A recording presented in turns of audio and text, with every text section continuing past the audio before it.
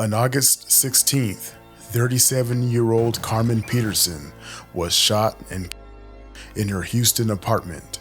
Just 2.5 months later, her estranged husband, 38-year-old Eric Pait Jr., was also gunned down on Halloween night in his garage by someone wearing a white Halloween Michael Myers mask, leaving their children behind, scared and alone. Was this just a coincidence? Who could have done this? In order to answer this question, we need to look at each case separately and examine whether there's a link between the two. Hello strangers, welcome back to the Strange Bar and Grill. I'm your host, JP. Today we'll be examining the curious cases of Carman Peterson and Eric Pait Jr.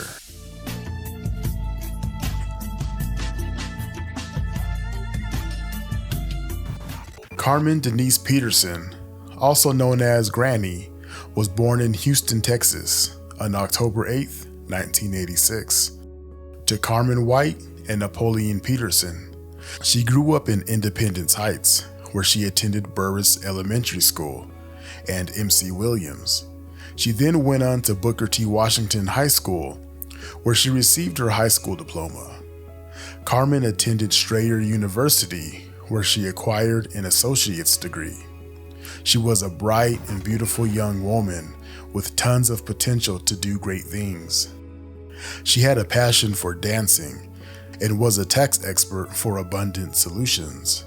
She was an entrepreneur and exceptional event planner through her business, K-Car Creates, where she planned amazing events. She was an up-and-coming star and had a reputation for being one of the best. But her ultimate love of all was her 4 children. Now this brings us to Eric. He grew up in Houston, Texas, and attended Alif Hastings High School and would later attend Southern University. Early on, he had a passion for music and went by the stage name King Easy. He was also a very successful man, college educated and full of potential as well. He was an experienced operations manager and held several supervisor and managerial positions over the years. In the year 2009, Carman would meet Eric while working at a call center together. The two would hit it off and form a relationship. They would date briefly, fall in love, and would quickly move in together. And 10 years later, in 2019, they would get married. Carman had a son prior to her marriage to Eric from a previous relationship back in 2004. And they would go on to have 3 more beautiful children together for a total of 4 children. Everything was lovely. The couple would eventually purchase a home together. They would go on lavish vacations and would provide everything their children needed and wanted. They were kind of this professional power couple. But after 15 years of marriage, things would eventually go south. There were reports of DV, and being the strong woman Carman was, she wasn't going to put up with it. And in March of 2024, she filed for divorce and moved out on her own into her own apartment, while Eric stayed in the house that they bought together with their children. Eric would try to get back with her, but she just wasn't having it. She wanted nothing else to do with him.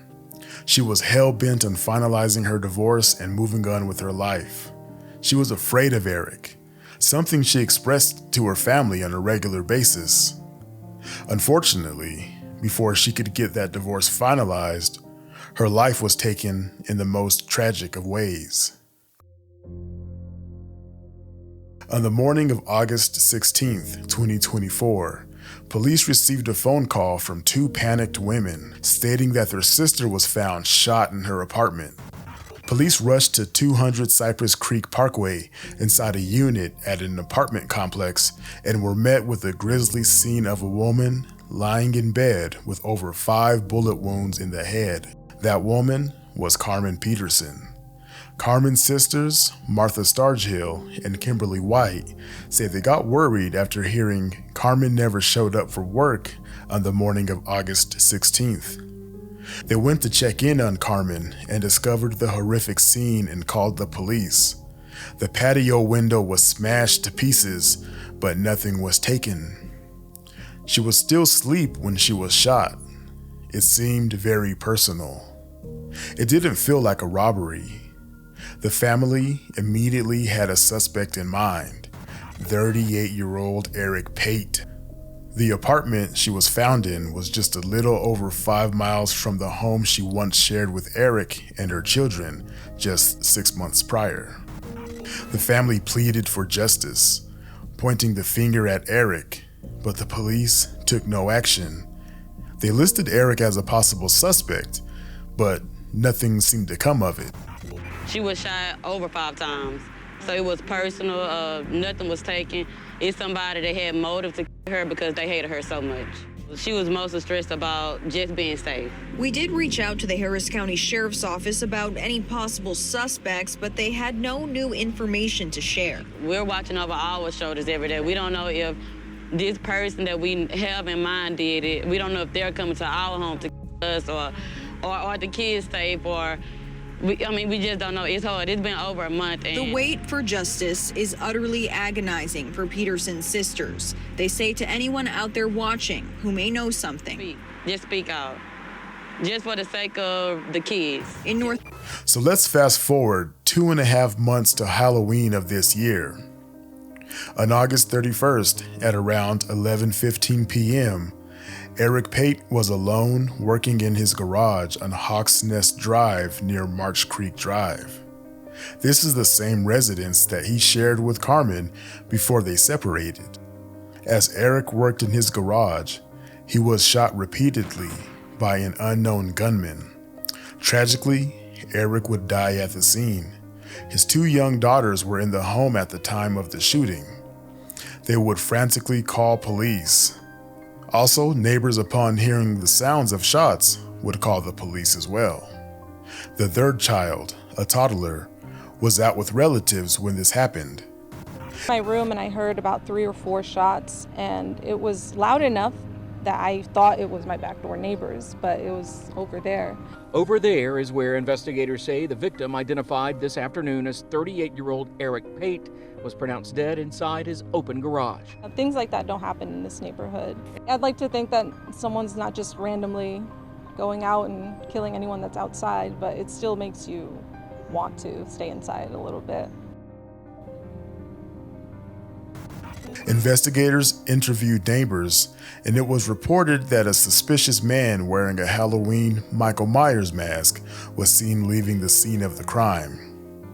At the time of recording this video, that man has not yet been identified, and no one has been charged in either crime. We're told it was possibly a Michael Myers mask from the Halloween movie. Pait's death comes about 2.5 months after his estranged wife was fatally shot. Shortly after, we're told she moved out of this house. Family identifies her as 37-year-old Carman Peterson and shared several photos with us, adding that they believe Pait was involved in her murder. The couple had 4 children, 2 of whom were inside the home at the time of their father's death. Right now, investigators are reviewing any available surveillance video of what neighbors hope was not a random crime. And just like that, these children lost their father and their mother in less than 3 months. Eric's mother is currently taking care of the 3 children Eric and Carman shared together. 10 and 12-year-old girls and a 2-year-old little boy, all while hoping for justice for both her son and for Carman, who she says was like a daughter to her. But what do you all think? I'll tell you what I think. Let's start with the least probable theory. These 2 attacks were random coincidences. Someone broke into Carman's home and shot her. A botched robbery, maybe? Not likely, because she was found in bed. So that means she was more than likely sleeping at the time of the attack. And plus, if it was a botched robbery, she more than likely would have been found outside of her bed, and definitely not that many wounds to her head. So that theory is least likely to have happened. I can never say 100%, but I just don't feel like it's the most feasible. Now, what I believe is Eric may have had something to do with the death of his estranged wife, Carman. We've seen it time and time again. A wife files for divorce. The husband, desperately wanting her back, begs and pleads her to come back. When he realizes he will never win her over again, combined with the fact he has a history for DV, then in some cases, it will sometimes lead to the husband unaliving the wife. The fact that the suspect broke through the patio and fired on her more than 5 times in the face seems like a very, very personal attack. An angry, vicious attack like that is usually a crime of passion, combined with the fact that nothing was stolen and nothing else was touched. This screams it was a personal attack. And who had the motive? Eric Pait Jr. His wife served him with divorce papers, and he may have been very upset.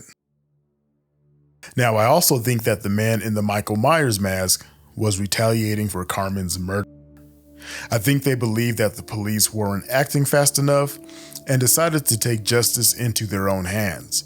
Now, this could have been a close friend, this could have been a family member, but somebody that didn't play games. Or maybe Eric was innocent and someone thought he did it and retaliated against him, and he didn't deserve it.